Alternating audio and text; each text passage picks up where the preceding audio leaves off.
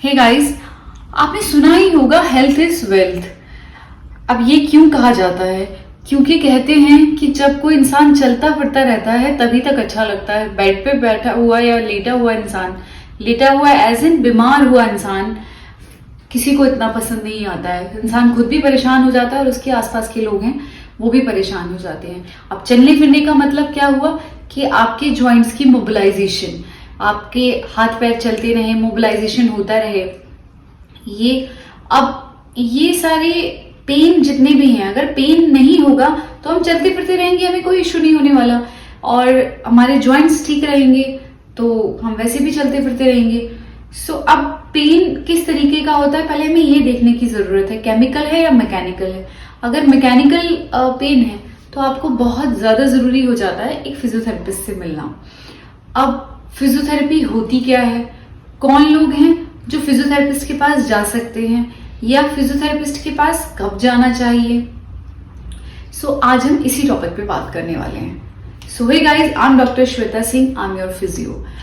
अब आज इस वीडियो को बनाने की जरूरत क्यों पड़ी? क्योंकि आपने भी, आई एम श्योर कि आप शायद जानते होंगे फिजियोथेरेपी क्या है, बट आपके आसपास बहुत ऐसे लोग हैं जिनको पता ही नहीं होगा कि फिजियोथेरेपी क्या है या हमें फिजियोथेरेपी के पास कब जाना, थेरेपिस्ट के पास कब जाना चाहिए, या होती क्यों है, ये करते क्या है फिजियोथेरेपिस्ट, क्या सिर्फ मशीनें हैं, मोबिलाइजेशन भी है, एक्सरसाइज भी है, या है क्या? आज हम इसी टॉपिक पे बात कर रहे हैं।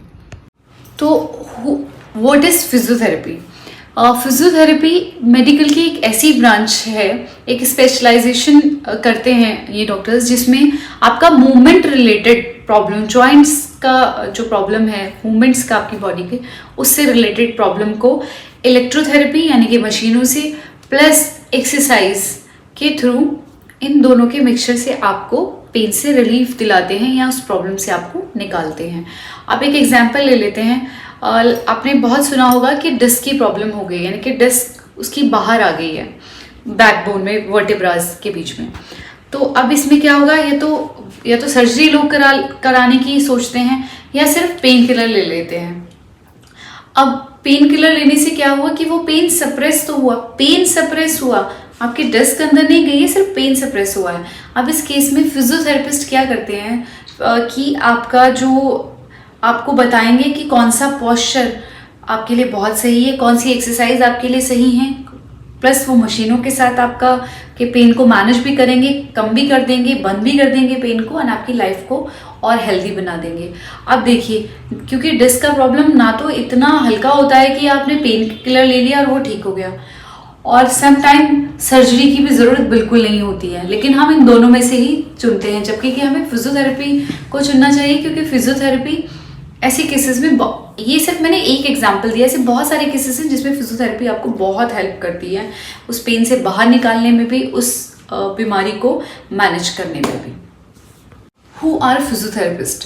फिजियोथेरेपिस्ट होते कौन है? फिजियोथेरेपिस्ट मूवमेंट के डॉक्टर्स होते हैं जो कि आपको, अभी एक केस हमने डिस्कस किया, ऐसे ही बहुत सारे केसेस हैं जिसमें आपको पेन से निकालने में हेल्प करते हैं, प्लस वो सिर्फ उस पर्टिकुलर सिम्टम का ही नहीं इलाज करते, उसका कॉज को डायग्नोज करते हैं, एंड देन आपको सही ट्रीटमेंट प्लान करते हैं, आपको ट्रीटमेंट देते हैं, प्लस इंश्योर करते हैं कि आपको आने वाले टाइम में वो प्रॉब्लम बार बार आपको परेशान ना करे। उसके लिए फिजियोथेरेपिस्ट क्या करते हैं, आपको घर के लिए भी स्ट्रेचिंग और आपकी स्ट्रेंथनिंग और आइसोमेट्रिक एक्सरसाइज, जितनी भी तरीके की उस टाइम पे एक्सरसाइज चाहिए होती है, वो आपको रिकमेंड करते हैं। और प्लस अब आपने सुना होगा कि स्पोर्ट्स वाले लोगों को बहुत ज़रूरी होता है फिजियोथेरेपिस्ट, ज़रूरी होता है, लेकिन सिर्फ स्पोर्ट्स के लिए ज़रूरी नहीं है, ये एक नॉर्मल इंडिविजुअल के लिए भी उतना ही ज़रूरी है जितना एक स्पोर्ट्स पर्सन के लिए ज़रूरी है फिजियोथेरेपी।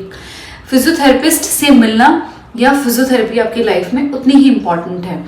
प्लस इसमें स्ट्रेंथनिंग, स्ट्रेचिंग, अलग अलग तरीके की एक्सरसाइजेस होती हैं जो एक फिजियोथेरेपिस्ट आपको रिकमेंड करता है। अब एक एग्जांपल ले लेते हैं, मान लीजिए आपको मसल वीकनेस हो रही है, ये इसका कॉज हो गया, जो सिम्टम आ रहा है वो पेन हो गया, तो अब उसको डायग्नोज करना भी पेशेंट का काम है एंड उसको ट्रीटमेंट देना भी फिजियोथेरेपिस्ट का ही काम है। अब लेग में कई बार लोग कहते हैं कि पूरे पैर में दर्द हो रहा है, अब वो पूरे पैर में दर्द भले से पैर में हो रहा है, कई बार वो बैक की वजह से पेन हो रहा है, तो डायग्नोसिस क्या हुआ कि आपके बैक में पेन था और सिम्टम्स क्या आ रहे हैं आपको पेन जो आ रहा है वो पूरे लेग में जा रहा है। तो ये डायग्नोसिस भी एक फिजियोथेरेपिस्ट, एक डॉक्टर ही आपको करके देते हैं। अब पेन की वजह से जब हमें किसी मूवमेंट में, पर्टिकुलर मूवमेंट में प्रॉब्लम होती है या डिसफंक्शन होता है, तब हमें फिजियोथेरेपिस्ट की नीड होती है। लाइक हमें पेन हो रहा है और उसकी वजह से हमारा पर्टिकुलर कोई मूवमेंट नहीं हो पा रहा है, तब हमें फिजियोथेरेपिस्ट के पास प्राइमरी और बेसिक ट्रीटमेंट की ज़रूरत होती है। तो हमारा प्राइमरी या बेसिक ट्रीटमेंट फिजियोथेरेपी होना चाहिए उस टाइम पे। मैं एक आपको एग्जांपल देती हूँ। मेरे पास एक पेशेंट आए, उनको बैक में बहुत ज़्यादा पेन हो रहा था। अब उन्होंने सारे टेस्ट वगैरह भी करा लिए, सब कुछ करा लिया, और पेन किलर खा खा कर वो पेन को तो सप्रेस कर रहे थे, लेकिन वो थोड़े टाइम के लिए ही पेन जा रहा था। और प्रॉब्लम क्यों हो रही थी बैक में? उनकी मसल वीकनेस की वजह से हो रही थी। तो अब इस केस में हम क्या करेंगे? फिजियोथेरेपी हमें चाहिए होती है, एंड इसमें हम मसल को स्ट्रेंथन करते हैं। अब स्ट्रेंथन करने के बाद, क्योंकि मसल वीकनेसेस का कॉज था, उसको ट्रीट कर दिया गया, तो उनका पेन ऑटोमेटिकली खत्म हो गया। अब ये तो हो गया जब हम प्राइमरली ट्रीटमेंट करते हैं।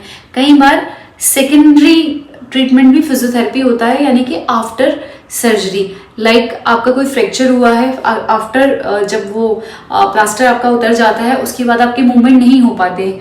लाइक अगर इस तरीके से हाथ रहा है स्लिंग में प्लस प्लास्टर के, तो अब वो आपका जो एल्बो का एक्सटेंशन नहीं हो पाएगा, क्योंकि फ्लेक्शन में बहुत टाइम रही है। तो इस केस में हम क्या करेंगे? उसको एक्सरसाइजेस से उसका क्या करते हैं, उसको अपने नॉर्मल यानी कि जो पहले वाला फंक्शनल मूवमेंट में लेकर आते हैं फिजियोथेरेपी के थ्रू। एंड समटाइम नी का आपकी सर्जरी हो गई, ACL इंजरी आपने बहुत सुनी होगी, नी रिप्लेसमेंट, इस तरीके से जो भी सर्जरीज के बाद जब मूवमेंट्स नहीं होते, जब हम इस तरीके से ट्रीटमेंट करते हैं फिजियोथेरेपी में, तो इनको हम रिहैबिलिटेशन बोलते हैं। एज अ रिहैब ये काम करता है। अब ये तो बात हुई फिजियोथेरेपी एज अ क्योर। अब हम बात करते हैं फिजियोथेरेपी प्रिकॉशनरी कैसे यूज़ की जा सकती है। प्रिकॉशंस के तौर पर हम इसे, जैसे पॉस्चर को कैसे ठीक किया जाए, इस तरीके के प्रोग्राम चलाकर भी हम लोगों को अवेयर कर सकते हैं अबाउट फिजियोथेरेपी। एंड प्रिकॉशनरी हम प्रिकॉशंस के रूप में फिजियोथेरेपी को यूज़ कर सकते हैं। आई होप आपको अब क्लियर हो गया होगा कि फिजियोथेरेपी क्या है, कौन फिजियोथेरेपिस्ट होते हैं, एंड फिजियोथेरेपी कैसे यूज़ की जा सकती, कब आपको यूज़ करनी चाहिए या कब आपको ज़रूरत होती है फिजियोथेरेपी की। अब आपको अगर ये वीडियो पसंद आया है तो इसको लाइक कीजिए और लोगों के साथ भी शेयर कीजिए, एंड अगर आप न्यू हैं चैनल पे तो उसको सब्सक्राइब कर लीजिए और कमेंट में बताइए कि नेक्स्ट वीडियो किस टॉपिक पे होना चाहिए। Till then take care, healthy रहिए, सेफ रहिए। Thank you.